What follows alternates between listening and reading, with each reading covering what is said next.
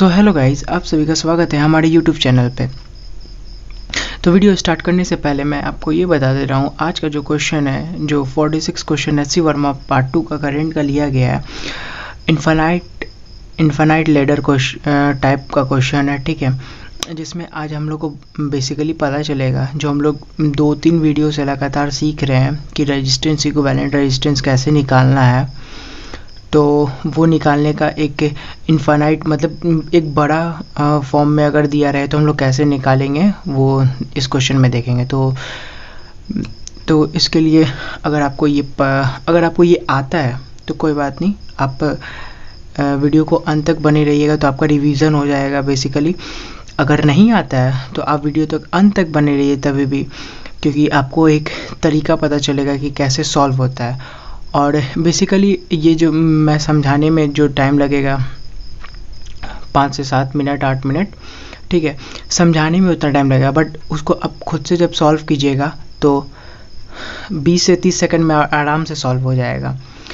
अगर इक्विवेलेंट निकालना होगा तो करंट निकालना होगा तो और 10 सेकंड लग जाएगा। तो मेनली ये क्वेश्चन आप 40 सेकंड में आराम से सॉल्व कीजिएगा। अगर पूरा वीडियो को अगर आप देखते हैं तो 40 सेकंड में आपका पूरा सॉल्यूशन आप खुद से जब कीजिएगा ट्राई तो सॉल्व हो जाएगा। मैं आपको समझा रहा हूँ, इसीलिए शायद 5 से 7 मिनट का वीडियो बन सकता है।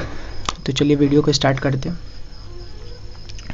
तो क्वेश्चन क्या कहता है, An infinite ladder is constructed with a 1 ohm and 2 ohm resistor। मतलब 1 ओम और 2 ओम का रजिस्टर को मिला के एक इन्फानाइट लेडर कंस्ट्रक्ट किया गया है, as Son in a figure, ठीक है।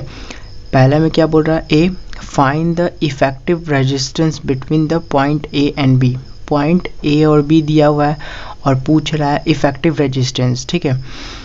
और फिर सेकंड बोल रहा है find the current that passing through the 2 ohm resistor nearest to the battery. मतलब बोल रहा है जो नियरेस्ट टू द बैटरी है उसके उसमें करंट फाइंड करना है बेसिकली 2 ओम रजिस्टर में।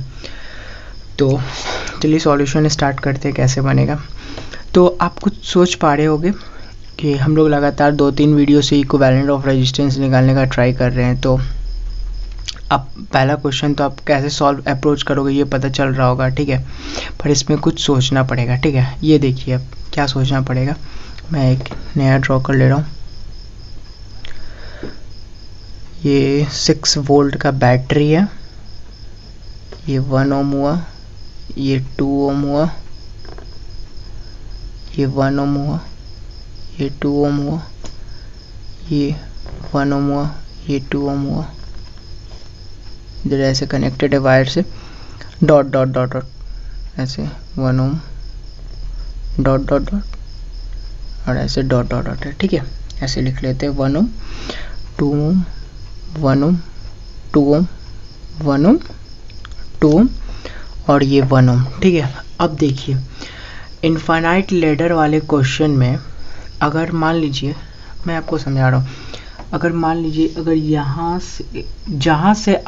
जहाँ से रिपीटेशन अलाउड हो जाए, ठीक है, रिपीटेशन लगे, एक रिपीटेशन हो रहा है, रिपीट हो रहा है, बार बार एक ही रेजिस्टेंस आ रहा है, तो आप उसको तोड़ के सिंप्लीफाई कीजिए। सबसे फर्स्ट स्टेप मेथड है सिंप्लीफाई करना पड़ेगा आपका। अगर इन्फानाइट लेडर दिया हुआ है या फिर कोई भी बड़ा अगर सर्किट दिया हुआ है तो उसको सिंप्लीफाई करके ही आप इक्विवेलेंट निकाल सकते हो। सबसे बेसिक मेथड यही होता है। तो अगर हम लोग इसके लॉन्ग देखते हैं, ठीक है, इसके लॉन्ग देखते हैं तो क्या नज़र आ रहा है, बार बार रिपीट हो रहा है 1 2 1 2 1 2 1 2, ठीक है। तो हम लोग क्या मान लेते हैं, ठीक है, मान लेते इधर का आर इक्विवेलेंट होगा, ठीक है। आर इक्विवेलेंट क्या होगा, आर इक्विवेलेंट मान लेते हैं। आर इक्विवेलेंट जो होगा वो आर इक्विवेलेंट ही के बराबर होगा। अब कैसे होगा ये जानना है, ठीक है, बता रहा हूँ मैं। ये मैं इधर वायर है, ये मैं क्या कहा, इधर आर इक्विवेलेंट मान लीजिए, ठीक है। और इधर ये 2 ओम हो गया, ये 1 ओम है, ये वायर है और ये 6 वोल्ट है। मैं ये क्यों कहा आर इक्विवेलेंट मान लीजिए, अच्छा निकालना है किसके बीच में, ए और बी के बीच में, ठीक है। तो इसके बीच में निकालना है तो इसका इक्विवेलेंट क्या होगा, आर इक्विवेलेंट होगा, ठीक है। मतलब इसके बीच का निकालना है तो आर इक्विवेलेंट होगा, और तो हम बोल रहे हैं इसके बीच का भी आर इक्विवेलेंट होगा। अब कैसे होगा ये समझिए। अगर मान लीजिए आपके पास 1 करोड़ है, ठीक है, अगर 1 करोड़ में हम 1 रुपीज़ ले लिए, 1 पैसे ले लिए, मान लीजिए 1 पैसे ले लिए, पैसे तो चलता नहीं है अभी, तो 1 पैसे ले लिए, तो 1 करोड़ में कोई फ़र्क पड़ेगा?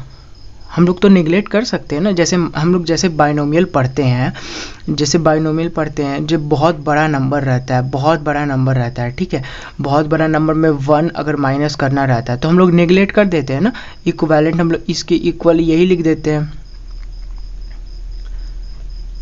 यही लिख देते हैं ना बाइनोमियल में। तो वैसे ही अगर ये अगर पूरा रेजिस्टेंस आर इक्विवेलेंट है, तो अगर हम 1 हटा भी दें तो क्या फ़र्क पड़ता है पूरे में? आई थिंक आपको मैं समझा पा रहा हूँ। अगर पूरे का रेजिस्टेंस आर इक्विवेलेंट मानते हैं तो इतने का रेजिस्टेंस क्या होगा? आर इक्विवेलेंट ही होगा, ठीक है, कोई फ़र्क नहीं पड़ता। जैसे 1 करोड़ में से 1 पैसा हटा दो या 1 रुपया हटा दो, ठीक है। मैं पैसे से इसीलिए एग्जांपल दे रहा हूँ क्योंकि आदमी को फ़र्क पड़ता है पैसे के ऊपर, ठीक है। ऐसे कुछ जनरल चीज़ अगर मतलब एग्जांपल दिया जाए तो उतना मतलब नहीं सोच पाता आदमी, पर अगर पैसा बात आता है बीच में तो आदमी सोचता है, 2 मिनट तो सोचता है कि हाँ भाई ऐसा हो रहा है, ठीक है। तो पैसे में लगता है थोड़ा सा, ठीक है। तो अब क्वेश्चन पे आते हैं। तो अब क्या हो गया, ये 2 ओम और आर इक्विवेलेंट, ये क्या है, पैरेलल में। तो पैरेलल में तो पैरेलल में क्या होता है, 1/r इक्विवेलेंट क्या होता है, 1/r1 प्लस 1/r2, ये होता है ना। तो हम लोग मान लेते हैं, तो अभी यहाँ पे मान लेते हैं इसका इक्विवेलेंट r1 होगा, ठीक है, r1 मान लेते हैं। तो 1/r1 equal to 1/2 plus 1/r equivalent. तो इसका एलसीएम लेंगे तो क्या आएगा, इधर आ जाएगा r equivalent plus 2/2 into r equivalent, इधर क्या गया r1। तो बेसिकली r1 कितना आया, r equivalent 2 into r equivalent plus 2, ठीक है। ये हमारा R1 निकला। अब नया सर्किट कैसे बनेगा, तो ये 1 ओम हुआ, ये R1 हुआ, ये 1 ओम हुआ, ये 6 वोल्ट हुआ। निकालना है इसके क्रॉस है, तो ये दोनों क्या है, R1 और 1 ओम क्या सीरीज में। तो R इक्विवेलेंट क्या होता है सीरीज में, अब ये तो R इक्विवेलेंट ही ना होगा, R इक्विवेलेंट क्या होता है 1 प्लस R1, ठीक है। तो 1 प्लस R1 का क्या वैल्यू है 1 plus 2 R equivalent by R equivalent plus 2। अब एलसीएम ले लेते हैं, ये R इक्विवेलेंट के बराबर है, R equivalent equal to R equivalent plus 2 R equivalent by R equivalent plus 2, ऐसा होगा। ये कैसे हुआ मैं आपको पता चल रहा होगा, ठीक है, पता चल गया होगा। अब इसको क्रॉस मल्टीप्लाई कर देते हैं, तो R इक्विवेलेंट का whole square plus 2 R equivalent is equal to R equivalent plus 2 R equivalent, ठीक है। देखिए मैं इसको क्यों नहीं यहाँ ऐड किया, ठीक है, मैं तो यहाँ पे भी ऐड कर सकता हूँ, पर आप अगर आप पूरा कैलकुलेशन कर लीजिए तभी आप ऐड और सब्ट्रैक्ट कीजिए, क्योंकि बहुत कुछ कटता है, ठीक है, बीच में बहुत कुछ कटता है, ये सब फास्ट करता है कैलकुलेशन को, ठीक है। तो ये आपको करते आपको पता चलेगा कैसे क्या होता है। तो R equivalent 2 R equivalent cut गया, ठीक है। तो अब क्या आया, R इक्विवेलेंट का whole square minus R equivalent minus 2 equal to 0, ठीक है। इक्वेशन को सॉल्व करेंगे तो क्या आएगा, R इक्विवेलेंट का whole square minus 2 R equivalent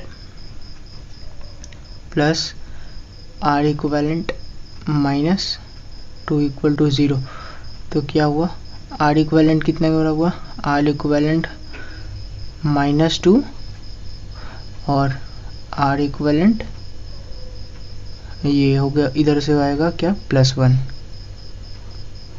equal to 0। तो आर इक्वेलेंट का क्या दो वैल्यू आया, 2 और -1। तो -1 कंसिडर नहीं करेंगे, 2 कंसिडर करेंगे। -1 क्यों कंसिडर नहीं करेंगे, क्योंकि आर इक्विवेलेंट रेजिस्टेंस कभी निगेटिव में नहीं होता है। तो ठीक है, 2 ओम रेजिस्टेंस आ गया। तो पहला का हमको पता चल गया, पहला का क्या बोल रहा था, effective resistance between point A and point B. तो क्या आंसर आया, R equivalent equal to 2 ohm के बराबर। ठीक है, अब सेकंड क्वेश्चन क्या कहता है, find the current that passes through the 2 ohm resistor nearest to the battery. मतलब बोल रहा है कि इस 2 ओम रजिस्टर में कितना एम्पियर करंट आ रहा है, ये बताना है। ठीक है, हमको तो पता चल गया कि अब आर इक्विवेलेंट क्या हो गया। तो अब हम बता सकते हैं नॉर्मली कि टोटल करंट कितना फ्लो कर रहा होगा सर्किट में, फिर वो टोटल करंट इस 1 एम्पियर से पास हो रहा होगा, फिर यहाँ से 2 डिवाइड हो रहा होगा। ठीक है, अब देखते हैं कैसे इस 2 ओम रेजिस्टेंस में करंट फाइंड होता है। ठीक है, मैं सर्किट रीड्रॉ फिर से कर ले रहा हूँ। ये 6 वोल्ट का बैटरी था, इधर 1 ओम रेजिस्टेंस था, इधर 2 ओम था, और इधर आर इक्विवेलेंट कितना आया था, 2 आया था। ठीक है, इधर भी 2 था, इधर भी 1 था। तो हम लोग फर्स्ट क्या फाइंड करेंगे, टोटल करंट। ठीक है, टोटल करंट किस में, सर्किट में। ठीक है, तो टोटल करंट क्या होगा, पहले आर इक्विवेलेंट टोटल क्या आएगा, तो 2 + 2, तो आर इक्विवेलेंट निकालना है हम लोग को। आर इक्विवेलेंट बेसिकली क्या आया था, 2 आया था ना, हम लोग निकाले थे ना ए और बी के अक्रॉस। आप ऐसे भी देखिए निकाल लीजिएगा, 2 + 2 आर इक्विवेलेंट क्या होगा, पैरेलल में तो 1 हो जाएगा, 1 + 1 2 हो गया, 2 हो गया तो 2 आ गया आर इक्विवेलेंट जो हम लोग इसके क्रॉस निकाले। तो आर इक्विवेलेंट कितना है, 2, पोटेंशियल कितना है, 6 वोल्ट। ठीक है, तो अकॉर्डिंग टू ओम्स लॉ,